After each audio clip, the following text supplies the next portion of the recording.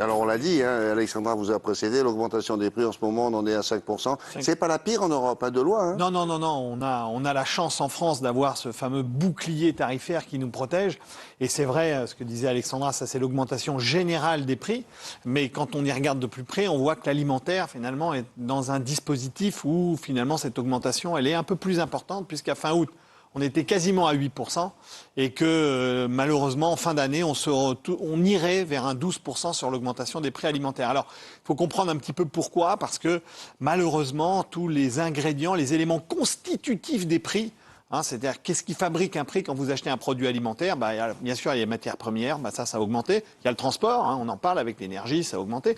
Mais il y a aussi le carton, par exemple. La pâte à papier, elle a fait plus 40%. Donc, finalement, tout, malheureusement... Le carton, le papier, exactement. Les emballages. Les emballages, exactement, tout ça. Et un peu pour la même raison, ce que disait Alexandra, parce qu'on consomme de plus en plus de papier quand on se fait livrer nos fameux produits par Amazon, Cdiscount, etc. Donc du coup, vous avez malheureusement une tendance sur les prix qui est assez mal orientée. Alors plus particulièrement quand on les regarde, on va regarder un peu, on descend sur l'Ukraine, par exemple, on parle beaucoup de l'Ukraine. On le disait hier ici même, voilà. L'Ukraine, c'est pas la raison, le malheur de tout. De tout, alors de tout. Il y a les céréales, d'accord, l'huile de tournesol, d'accord, mais ça va là. Alors, quand même, vous allez voir que ça a un double impact, parce que quand on parle des céréales, c'est vrai que l'Ukraine, c'est le 5e producteur de blé au monde, c'est le premier producteur de tournesol au monde, donc là, on voit très bien les huiles de friture, la moutarde, on arrive très bien à imaginer même le pain ou encore... ou la nourriture pour les animaux. Alors c'est ça, William. Il faut savoir que lorsque vous achetez de la viande, que ce soit du porc ou de la volaille, 50% à 70% du prix, c'est l'alimentation que vous donnez aux animaux. Donc lorsque les céréales augmentent, et particulièrement en Ukraine, c'est surtout des céréales qu'on achète, là, c'est clair. Voilà, tout d'un coup, ça fait grimper le prix de manière assez significative. Oui. Mais est-ce qu'entre nous, il faut être très honnête, personne ne nous entend sur ce plateau, mais est-ce que les entreprises finalement ne profitent pas un petit peu de la situation pour gonfler les prix? Et ça se comprendrait en soi, mais... Alors, il y a un effet cascade. Ça, c'est une réalité. C'est-à-dire que sur les marchés, plus il y a d'interlocuteurs, plus un dispositif d'augmentation des prix va se répercuter un peu comme une boule de neige, si vous voulez, qui, en descendant, finit par grossir. Eh bien, c'est un petit peu le système qu'on a. Alors, même si, quand même, au bout d'un moment, en France, le Sénat s'est penché sur la question et ils sont allés enquêter. Ils font comme nous, ils vont sur le terrain, eux aussi, par moments, ça leur arrive. De temps en temps. De temps en temps. En tous les cas, là, ils l'ont fait. Ils ont essayé de regarder dans le détail si les augmentations qui sont demandées par les industriels, tous ceux qui fabriquent les produits qu'on achète, étaient justifiées si on pouvait arriver à trouver un lien de corrélation entre l'augmentation des matières premières, le transport ou encore les coûts d'énergie.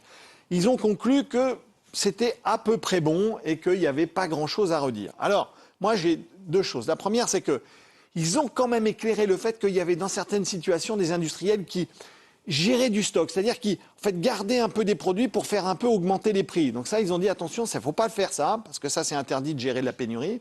Et puis, j'ai un petit message à faire, c'est surtout lorsque, il faut l'espérer, la situation va se détendre et que finalement les prix vont se réorienter à la baisse, s'ils pouvaient enquêter sur le fait que ça fasse baisser aussi nos prix. N'oubliez pas de baisser les prix. Voilà, s'il vous plaît, voilà. Parce que ça peut marcher dans les deux sens, ça serait quand même pas mal.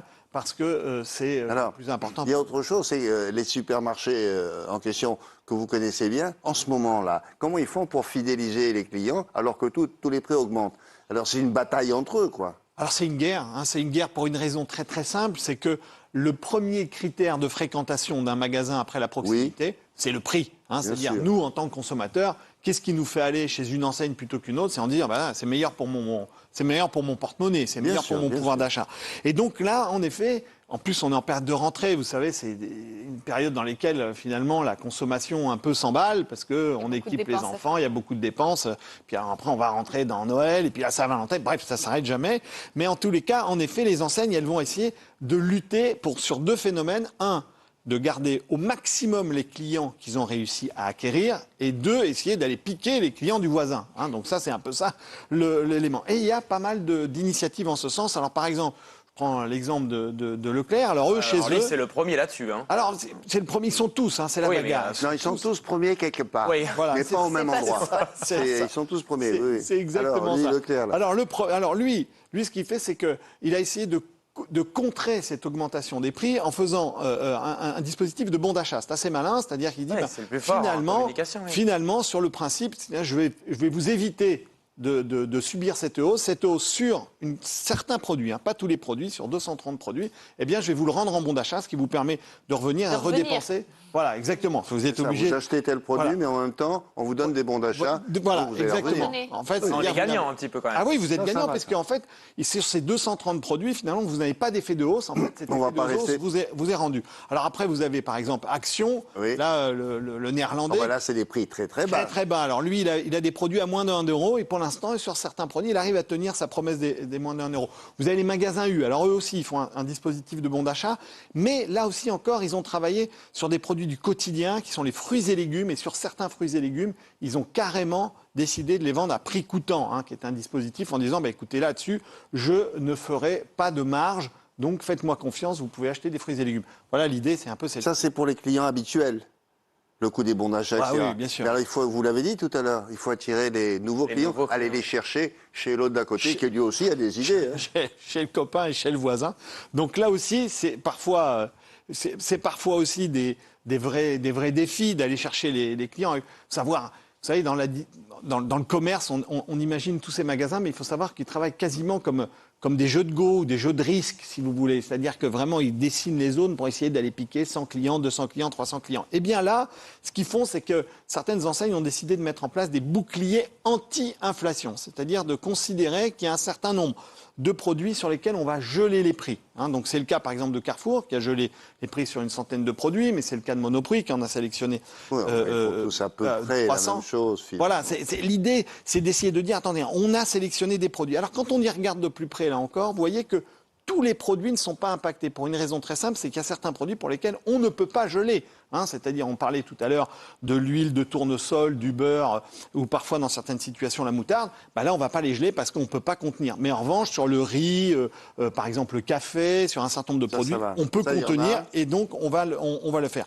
Autre opération baisse des prix Intermarché, par exemple, qui a gelé un certain nombre de prix, là encore, et qui offre une baisse des prix sur ces produits. Là, vous pouvez trouver entre 5 et 10%. Et enfin, je veux terminer aussi par Lidl, là encore, qui a lancé son programme de fidélisation. Et là, lui, avec ce programme-là, il nous propose une fois par mois d'avoir moins 5% sur son plein de courses. Donc en fait, c'est sur son plein de courses. C'est-à-dire l'idée, c'est une fois par mois, vous avez le droit d'avoir moins 5%. Donc c'est en fait les courses du mois dans lesquelles vous allez faire le maximum de courses, vous allez remplir vos placards. Et avec ça, ils ont gagné apparemment 400 000 clients. Tout ça, oui, apparemment, c'est ce qui nous explique. Alors, tout ça, c'est pour quand même vous éclairer sur un dispositif très très simple, c'est que pour un commerçant, ça coûte 7 fois plus cher d'aller chercher un client chez l'autre que de conserver les siens. Donc, la première des bagarres, c'est d'arriver à conserver les clients bien au chaud, leur dire surtout ne changez pas d'enseigne. Exactement, et c'est pour ça, vous vous souvenez, on avait fait une chronique là-dessus, sur les enseignes qui ont ces cartes d'abonnement. Vous savez, où vous finissez par vous abonner. Là, c'est un bon système pour bien garder les clients au chaud. Carte de fidélisation. Une carte de fidélisation où c'est vous qui payez pour aller chez eux pour avoir les réductions. Là, c'est pas mal.